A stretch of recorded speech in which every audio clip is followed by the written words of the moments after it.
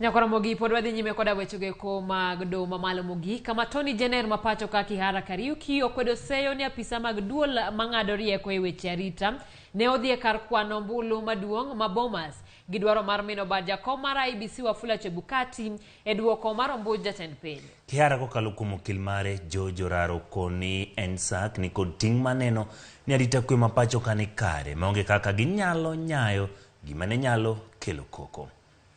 George Bati miyo waler mathoth. Atoni Jenner mapacho ka odok ne duol mang'ado rieko e weche mag arita mathurka NSAC e wi seyo mane jakom mar IEBC Wafula Chebukati ne keto kuom gini ne gitemo donjore e chenro mar kwano ombulu motelo ne lendo mar duoko mar ombuj jatend piny Kenya.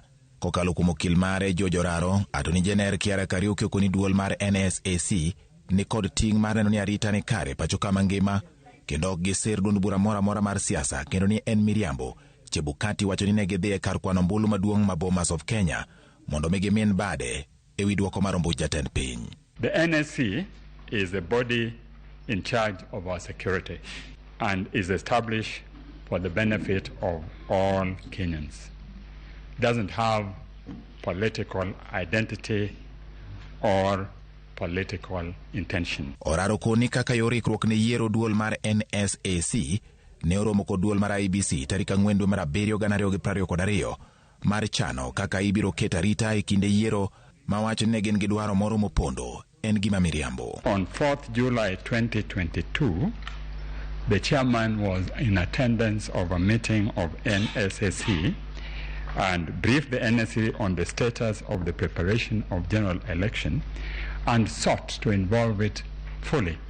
And at the end of the meeting at page 31, NSSC reassured IEBC that it will offer necessary support to ensure successful conduct of general election and achieve its constitutional duty. Owacho ni kinde mane liet chako bedo e chuny jopiny kaluwore kod yo mane IEBC tayo godo kweno mag ombulu Bomas of Kenya, apisa mag duol mang'ado rieko e weche mag arita kwe ne odhi Bomas mondo mi ong'ad rieko ne IEBC, to jakom mar IEBC Wafula Chebukati nonyiso gi achaya maduong' kendo keto gi girito kuom seche buora. Mr. Kennedy Kihara, in his affidavit sworn on 28 February 2022, equally confirms that his whole presentation was to express the need to expedite the process of declaring the results and ensuring transparency in order to avert public anxiety.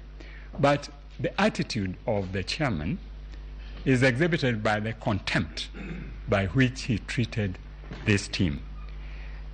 They were not met when they came.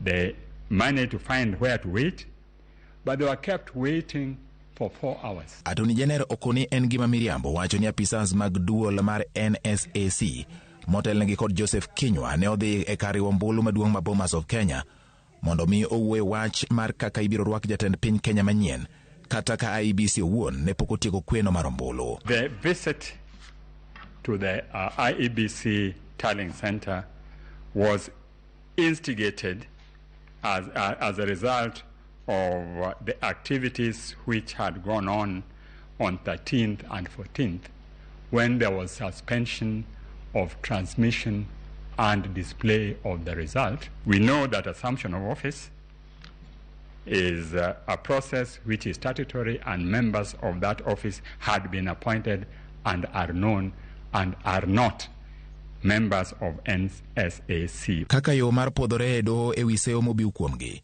Atoni Jenner kokalo kuom okil mare Joraro okone kaka pisas mag piny owacho onge kaka ne ginyalo donjore gi yiero kendo ni Wafula Chebukati owe thotho pi e bura moluongi e Nyinge e nyim doho. George Bati, Ramogi TV.